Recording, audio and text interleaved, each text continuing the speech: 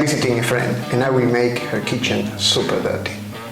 Nah, I already prepared the dough at home, and if you missed the video on how to prepare the homemade pasta, so I will put a link in the description so you can go there and see it in details. So now we can just jump and start stretching this and prepare the cannelloni. Salmon, spinach, cottage cheese, green onions and garlic.